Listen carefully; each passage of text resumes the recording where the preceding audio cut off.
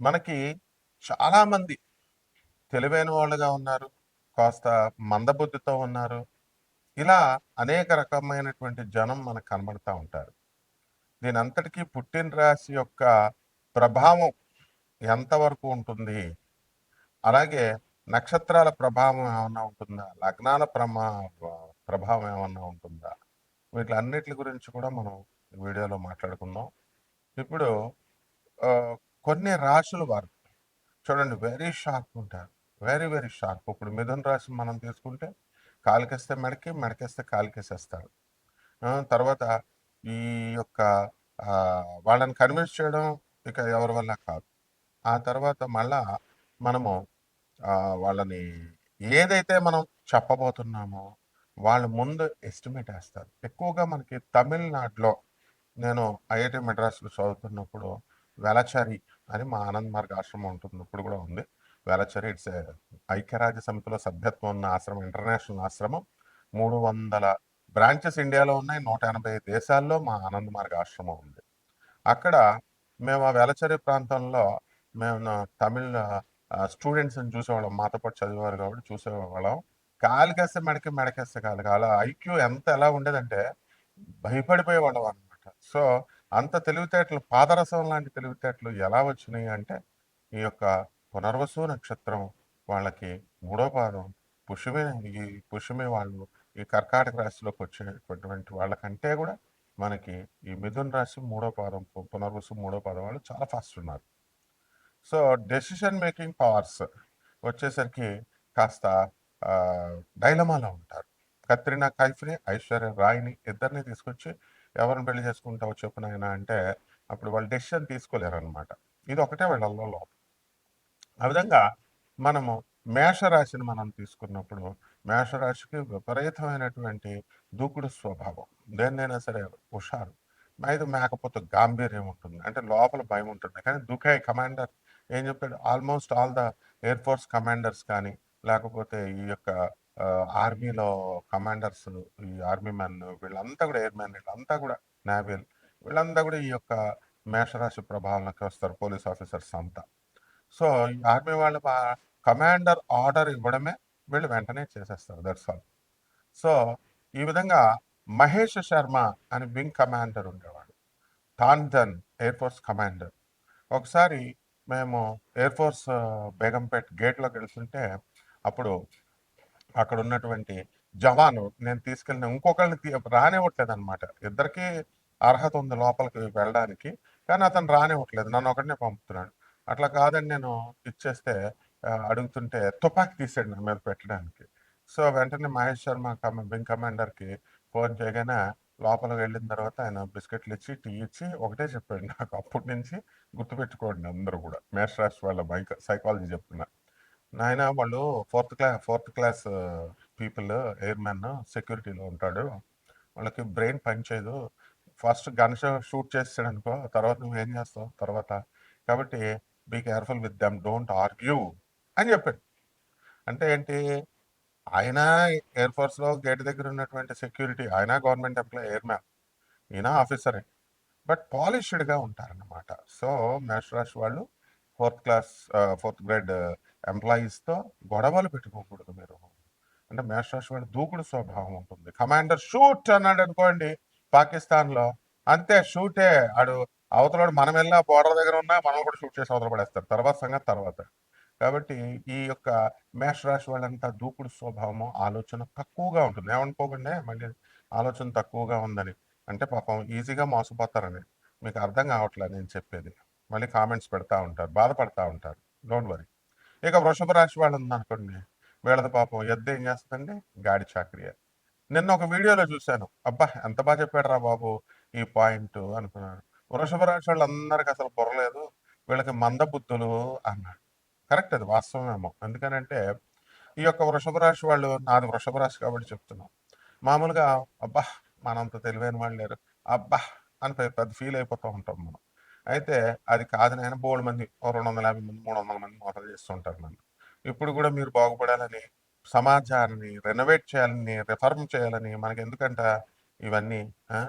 హాయిగా అందరూ చెప్పుకునేలా చెప్పుకోక ఏదో మనం మిమ్మల్ని జాగ్రత్తగా తీసుకురావాలా అనుకుంటాం కదా! సో, దానివల్ల ఏమవుతుందంటే మనకి తిట్లు తింటాం గదా! కొంతమందికి అప్రియం. అందువలన సో, ఈ విధంగా ఉంటుందనమాట. అందుకని మనకి ఈ మందబుద్ధనమాట. బోలెడన్ని సార్లు మోసపోయినా సరే. కాబట్టి ఈ వృషభ రాశి వాళ్ళంతా కూడా మనకి ఎలా ఉంటుంది అనంటే, మనం చేసేటటువంటి ఈ యొక్క పనులన్నీ కూడా మనకి ఆహ్, కష్టపడతాం. కష్టపడి ఈ వృషభ రాశి వాళ్ళంతా కూడా ఒక ఐక్యతతో, ఒక యూనిటీతో మనమంతా కూడా చేసుకోవాలి అనేటటువంటి లీడర్షిప్ క్వాలిటీస్‌తో దృష్టితో ముందుకెళ్తారు. కాకపోతే లోక జ్ఞానం లేకపోవడం వల్ల చిన్న చిన్న లౌకికమైనటువంటి విషయాల్లో ఈజీగా మోసపోతారు. చాలా అద్భుతంగా చెప్పాడు అతను వీడియోలో. ఇకపోతే మనము కర్కాటక రాశికొద్దాము. ఈ కర్కాటక రాశి వాళ్ళు దే ఆర్ వెరీ ఇంటెలిజెంట్ అనమాట. Very intelligent and by birth వాళ్ళు సీరియస్‌నెస్ ఉండడము, ఫోకస్ ఒక సబ్జెక్ట్ మీద ఉండడము. చక్కగా ఇలా రాశి లక్షణాలు మనం చెప్పుకుంటే చాలా చెప్పుకోవచ్చు. బట్ ఈ యొక్క సంసారానికంటే కూడా వీళ్ళు ఫ్యామిలీ లైఫ్ కంటే కూడా వీళ్ళు ఎక్కువగా కెరీర్ ఓరియెంటెడ్‌గా ఉంటారు. కెరీర్‌కి ఎక్కువ ఇంపార్టెన్స్ ఇస్తారు. అలాగే ఒక సబ్జెక్ట్ మీద స్పెషలైజేషన్ చేస్తూ వాళ్ళు అగ్రభాగానికి టాప్ మోస్ట్ శిఖరానికి గిరి శిఖరానికి వెళ్ళిపోయేటటువంటి లక్షణాలు ఈ యొక్క కర్కాటక రాశిలో ఉంటాయి. అందువల్ల they are all government employees ఇటువంటి వాళ్ళంతా కూడా ఈ రాశిలో పడడానికి అవకాశాలు ఉంటాయి. బట్ ఫ్యామిలీ లైఫ్ అంతా కొంతమందికి అంత ఆనందంగా ఉండదన్నమాట. ఇక్కడ ఈ యొక్క రాశి ఫలాలలో మనం ముఖ్యంగా గమనించుకోవాల్సింది ఏంటంటే ఎగ్జాక్ట్‌గా మనకి అప్లై అవుతుందేమో అని చూసుకుంటారు జనాలు. బట్ ఇక్కడ కోటాను కోట్ల మందికి కామన్ ప్లాట్‌ఫార్మ్ మీద చెప్పుతున్నటువంటి రాశి ఫలాలు. దానివల్ల కొంతమందికి ఇప్పుడు 'ఎన్టీ రామారావు' ఉన్నాడు. రామారావు పేరుతో ఉన్నవాళ్ళు ఆయన సీఎం అయ్యాడు. మిగతా వాళ్ళు అయ్యారా? అలాగని చెప్పి రాశి ఫలాలు జరగదనుకుంటున్నారా? జరుగుతాయి కంపల్సరీ. అది ఎంత పర్సెంటేజ్‌లో జరుగుతాయి? ఏంటన్నది విజ్ఞులైన మాకర్థమవుతది. సో, కామన్ మ్యాన్ మీరేం చేయాలంటే చక్కగా మనం ఆ లక్షణాలు తెలుసుకోవడం, మన రాశి ఫలాలు ఎలా ఉన్నాయని స్కెలిటన్ ఐడియా ఇస్తాము. దాన్ని బట్టి ముందుకు జాగ్రత్తగా వెళ్ళాలి మీ లైఫ్‌ని. So, you have to mould your lifes. అంతేగాని చెప్పేటటువంటి వాళ్ళకి మీరు సలహాలు ఇవ్వడము, లేకపోతే వాళ్ళ ఇది బాగుంది, అది బాగుంది. Who asked you to give the comments? Feedback ఎవరిమ్మన్నారు? No, we don't want the feedback. This is all one way traffic. This is my classroom. And if you want to get benefited please listen or else quit simply. Enough. There ends the matter. So ఇక సింహరాశి. ఈ సింహరాశి దగ్గరికి వచ్చేసరికి వీళ్ళకి leadership qualities ఎక్కువ ఉంటాయి. And డెఫినెట్‌గా కాస్త ఈగోయిస్టిక్‌గా వీళ్ళు ఉండడం అనేటటువంటిది జరుగుతుంది. But still then no problem. And ప్రతి ఒక్కళ్ళకి కూడా హెల్ప్‌లు చేయడం జరుగుతుంది. యూఎస్‌లో రెసెషన్ టైమ్‌లో కూడా మనకి చాలామంది ఈ సింహరాశి వాళ్ళంతా కూడా ఒక ఎవరైతే అప్రోచ్ అయ్యారో వాళ్ళకి జాబ్‌లనేటటువంటివి వాళ్ళు హెచ్ఆర్‌గా ఉన్నటువంటి వాళ్ళు హెల్ప్ చేయడం అనేటటువంటిది జరిగింది. So, to the maximum extent వరకు ఈ యొక్క సింహ రాశి వాళ్ళంతా కూడా ముఖ్యంగా మఖా నక్షత్రం వాళ్ళు ముఖ్యంగా చాలా ఇదిగా వాళ్ళంతా కూడా హెల్ప్ చేయడం అనేటటువంటిది జరుగుతుందనమాట. కాబట్టి ఈ యొక్క సింహ రాశి వారికి అందరికీ కూడా బ్రహ్మాండమైనటువంటి, అద్భుతమైనటువంటి లక్షణాల్ని మీరు ఈ లీడర్‌షిప్ క్వాలిటీస్ అనేటటువంటివి మీరు డెవలప్ చేసుకుంటారు. ఇకపోతే కన్యా రాశి. ఈ కన్యా రాశి వాళ్ళకి మనం ఏమని చెప్తామండి? They are less stabled mind. సంచలత్వం ఎక్కువ. తర్వాత బుద్ధి బలము ఎక్కువ అని మనం చెప్పుకుంటాం. కాబట్టి వీళ్ళకి కూడా బుధుడు అధిపతి కాబట్టి వెరీ షార్ప్ ఉంటారు. చాలా అనుకున్నవన్నీ కూడా ఒక గోల్ పెట్టుకొని చక్కగా ముందుకు వెళ్తూ, జాగ్రత్తగా చేసుకుంటూ వెళ్తారు. అండ్ ఫ్యామిలీ లైఫ్ దగ్గరికొచ్చేసరికి అది అడ్జస్ట్‌మెంట్ అనేటటువంటిది అడ్జస్ట్‌మెంట్ కాలేరు వీళ్ళు. అండ్ ఎక్కువగా హాస్య, చతురత అనేటటువంటిది వీళ్ళకి ఎక్కువుంటుంది. డెఫినిట్‌గా వీరి యొక్క రాశులను బట్టే తెలివితేటలు అనేటటువంటివి ఉంటాయి. వీళ్ళకి బుద్ధి బలం ఎక్కువ. మెగాస్టార్ చిరంజీవిని కనుక తీసుకుంటే ఈ కన్యా రాశిలోకే ఆయన రావడం అనేటటువంటిది జరుగుతుంది. తులా లగ్నంలోకి వస్తాడు. కాబట్టి ఈస్ వెరీ ఇంటెలిజెంట్. ఆయన వేసేటటువంటి స్టెప్స్ అంతా కూడా సక్సెస్ స్పీక్స్. ఎవరు సక్సెస్ అయ్యారు అనేటటువంటి వాళ్ళు మనకి ఎక్స్ట్రార్డినరీ ఇంటెలిజెన్స్ అవసరం లేదు. Success speaks. సక్సెసే మనం సక్సెస్ ఉన్నారంటే వాళ్ళకి ఏదో ఒక యాంగిల్‌లో ఒక రకమైన తెలివితేటలు ఉన్నాయని అర్థం అనమాట. ఫెయిల్ అయ్యారంటే ఎక్కడో ఒక చోట మనకి మనం ఎంత తెలివైన వాళ్ళమైనా ఎక్కడో ఒక మైనస్ పాయింట్, ఎక్కడో ఒక కొండకి చిన్న చిల్లున్నట్టుగా మనకు ఒక మైనస్ పాయింట్ ఎక్కడో ఉంది అని మనం అర్థం చేసుకోవాలి. ఆ రకంగా మనము తులారాశి దగ్గరికి వచ్చేసరికి అలాగే మనకిప్పుడు ఈ శని కుంభరాశిలోకి మనకి కుంభరాశిలో ఉన్నటువంటి ఈ శని మార్చి 29, 2025 సంవత్సరంలో మీన రాశిలోకి వెళ్ళిపోయాడు. మీన రాశిలోకి వెళ్ళిపోయినప్పుడు మనకి కొన్ని రాశుల వారికి అర్ధాష్టమ, అష్టమ, తర్వాత ఏలినాటి శనిలు జరుగుతాయన్నమాట. ఆ రాశుల వారికి మనం ఏం జరుగుతాయి, ఏ రాశుల వారికి మనం చూసుకుందామంటే మనకి ఏలినాటి శని కుంభ, మీన, మేష రాశుల వారికి మొత్తం ముగ్గురికి కూడా ఏలినాటి శనులు జరుగుతాయి. కాబట్టి ఈ యొక్క కుంభరాశి వారికి యావరేజ్గా 2.5 సంవత్సరాలు, మీనరాశి 5 సంవత్సరాలు, అండ్ ఈ యొక్క మేషరాశి వారికి 7.5 సంవత్సరాల పాటు ఇంకా మీకు ఏలినాటి శని జరుగుతుంది. ఇకపోతే మనకి కుంభరాశిలోకి వచ్చినటువంటి ఈ యొక్క మీనరాశిలోని మనకి శని ఉన్నాడు కాబట్టి మనకి ఇంకా ఎవరికి మనకి ఈ శని జరుగుతుంది అని అంటే మనకి ఈ ఈ యొక్క సింహరాశి తీసుకున్నాం. సింహరాశి వాళ్ళకి ఏమవుతుందంటే అష్టమ శని జరుగుతుందండి, అష్టమ శని. అలాగే మనము ధనుస్సు రాశి వాళ్ళని తీసుకున్నాం అనుకోండి, ధనుస్సు తర్వాత మకర, కుంభ, మీనాలు. కాబట్టి ధనుస్సు రాశి వారికి కనుక మనం తీసుకున్నప్పుడు మీన రాశిలో ఉన్నటువంటి ఈ యొక్క వారి శని వీళ్ళకి అర్ధాష్టమ శనిని కల్పిస్తున్నాడు. కాబట్టి ధనుస్సు రాశి వారికి అర్ధాష్టమ శని, అష్టమ శని, ఈ యొక్క ఏలినాటి శని వ్యయశనిలో అని అంటూ ఉంటాము. సో ఇంతవరకు చాలు మీకు. సో దీని రీత్యా మనకి ఏం జరుగుతుందండి అంటే ఈ రాసుల వారి వల్ల అర్ధాష్టమ, అష్టమ వ్యయ శనుల్లో, ఏలినాటి శనుల్లో మీకు పనులన్నీ కూడా ఆలస్యంగా అవ్వడము, అపనిందల పాలు అవ్వడము, మీరంతా కూడా అనవసరమైనటువంటి వ్యక్తులు వచ్చి మీకు బీపీ తెప్పించడము, అనవసరమైన కూడా వృధా ఖర్చులు, ఇలాంటివన్నీ కూడా జరుగుతాయి. ప్రతి పనిలో కూడా మీకు వెనకంజు, డిస్కరేజ్మెంట్, ముందుకు వెళ్ళేటటువంటి వాడిని వెనక్కి లాగడాలు, ఇలాంటివన్నీ కూడా జరుగుతాయి. అంతేకాకుండా మంచి చెప్పేటటువంటి వాళ్ళకంటే కూడా చెడు బాగా పాస్ అయిపోతుంది అనమాట. So this is the things which are going to happen for all these రాశిస్ అనమాట, zodiac signs. And coming to the point, ఈ యొక్క తులారాశి వారిని మనం తీసుకున్నప్పుడు ఈ తులారాశి వారు ఎప్పుడు కూడా ఎంజాయ్మెంట్ అనేటటువంటి దానికి ఎక్కువ ఇస్తారు. ఇది పెద్దపీట వేస్తారు. సో కరెంట్ బిల్లులు కట్టాలా, పాల బిల్లులు కట్టాలా, ఇలా మెటీరియలిస్టిక్గా వీళ్ళు ఉండడం అనేటటువంటి జరుగుతాయి. మనుషులంటే కొంచెం ఆప్యాయత, ప్రేమలు ఎక్కువగా చూపించి వాళ్ళంతా కూడా ముందుకు వెళ్తా ఉంటారనమాట. ఇక వృశ్చిక రాశి దగ్గరికి వచ్చేసరికి ఏం జరుగుతుంది, వృశ్చిక రాశి వాళ్ళు మనకి ఈ అష్టమ గురుడు నడుస్తాడు వీళ్ళకి అందరికీ కూడా రేపు మే తర్వాత. కాబట్టి ఈ యొక్క వృశ్చిక రాశి వారు ఓవర్ యాక్టివ్గా ఉంటారు. అండ్ తప్పకుండా స్పీడ్గా ఉండడము, వీళ్ళు అనుకున్నవన్నీ కూడా సాధించాలి అనేటటువంటి కసితో వెళ్తారు. వీళ్ళు ఎవరికి పెద్దగా హాని చేయరు. అండ్ ఎవరైనా సరే వీళ్ళకి హాని చేస్తుంటే వీళ్ళు ఎస్కేప్ అయిపోతారు. అది పెద్ద ప్రాబ్లం ఏం కాదు. ఇక ధనుసు రాశి వాళ్ళకి వచ్చేసరికి పెద్దల యందు వినయము, విధేయత ఇవన్నీ ఉండడం అనేటటువంటివి జరుగుతాయి. ముఖ్యంగా ఈ ధనుస్సు రాశి వారికి అర్ధాష్టమ శని, రాహువు ఈ యొక్క మే 30 వరకు జరుగుతున్నాడు. మే 30 తర్వాత రాహు పక్కకి వెళ్ళిపోయి మంచి స్థానంలోకి వెళ్ళిపోయి అర్ధాష్టమ శనిని పొందుతూ ఉంటాడు. ఈ ధనుస్సు రాశి వాళ్ళు మనకి అనుకున్నవన్నీ కూడా సాధించాలి, వినయంగా వాళ్ళు సాధించుకుంటూ ముందుకు వెళ్తారు. దైవభక్తి, తీర్థయాత్రలు ఇలాంటివన్నీ కూడా చేసుకుంటూ వెళ్తారు. ఇక మకర రాశి వాళ్ళు they are made discipline, highly discipline. So ఒంటరిగా ఉండడం అనేటటువంటిది చేస్తారు, ఐసోలేటెడ్గా. కాబట్టి ఇటువంటి వాళ్ళు డిప్రెషన్లకి వెళ్ళినప్పుడు మనం వీళ్ళని కెలక్కుండా వాళ్ళని వదిలేసేసి మనం ఉన్నట్లయితే బ్రహ్మాండంగా మనకు ఉంటుంది. ఇక కుంభరాశి వాళ్ళని మనం చూసినప్పుడు కుంభరాశి వాళ్ళు కొంచెం అగ్రెసివ్గా ఉంటారు, కానీ but they are very helpful.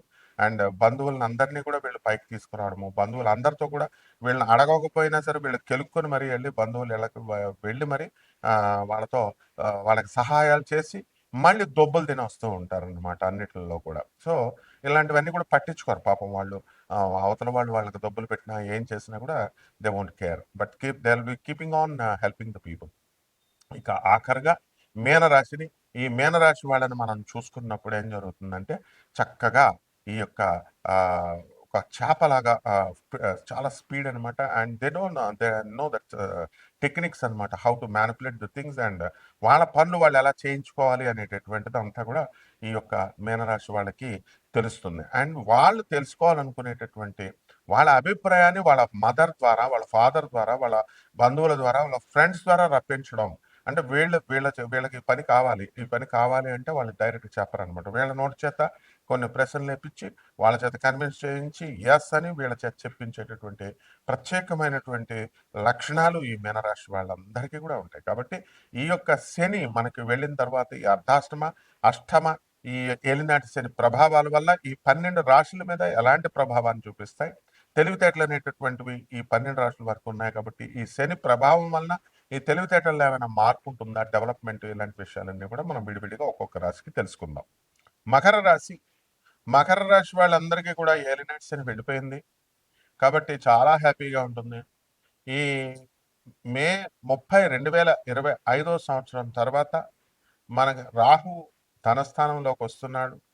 అందువలన ధనంలో సంబంధించి ఇంక మీకు ఏ విధమైనటువంటి ప్రాబ్లమ్స్ మీకుండవు.